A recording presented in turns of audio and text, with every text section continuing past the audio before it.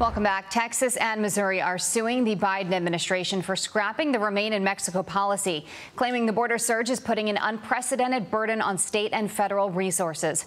Join me live, one of the key players in that lawsuit, Texas Attorney General Ken Paxton. Sir, thank you for your time this morning. We appreciate it. Good morning. Good morning. So what do you think is going to come of this? What are you hoping comes of this lawsuit?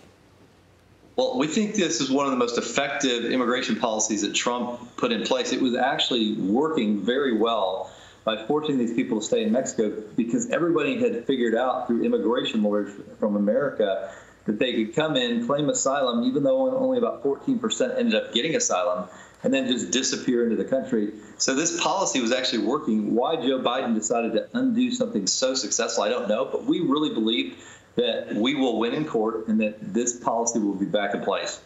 Yeah, we'll certainly continue to follow that. You know, in the meantime, with each day that passes, you do wonder the threat long term, how much greater that threat is to our communities, not just along the border, but throughout the entire country because of specifically the infiltration of drugs that have come across the border. Well, there's no doubt as the numbers increase, they're going to move out of Texas and the border states. Right now, we're taking the brunt of it. There are thousands of people here that weren't here just 2 months ago. And those people are going to start being moved around because we don't have enough places for them to stay. And so the rest of the country will start seeing, as time goes on, they'll start seeing the impact of higher crime rates, of COVID, the transmission of COVID and other diseases, and the issues with human trafficking and drug smuggling that we're seeing. Are you disappointed that the president and vice president haven't visited the border yet? And have you spoken to them about it? I have not spoken to them, but I'm extremely disappointed because I think it's one of the major issues of our time. Given their policy changes, the impact, I would expect them to go down to the border and start trying to understand the implications of what they're doing and how it's affecting Texans, and talk to people that are being affected, including the people that are on the border doing the work. Now, let's talk about this because today Democrats are expected to unveil a bill that would expand the Supreme Court to 13 justices.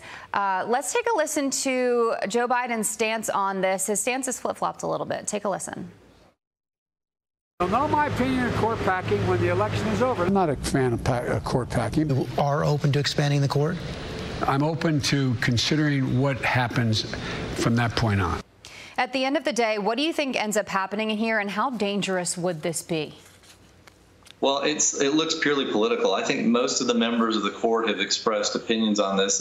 Even Ruth Bader Ginsburg said there's no reason to pack the court. It looks political. That body has been viewed as non-political. They're supposed to rule on the law. There's been no reason given for why they want to dissipate the current impact of the court. That seems to be the direction we're going. I certainly hope that we don't change things just for political reasons. So right now, that's what it looks like. And real quick, obviously it seems like the left would want to do this to help the left, right? But do you think ultimately, if this ended up happening, this could end up helping Republicans? Because we had Congressman Stubbe on earlier this morning who said, look, this could have an impact on the 2022 House races.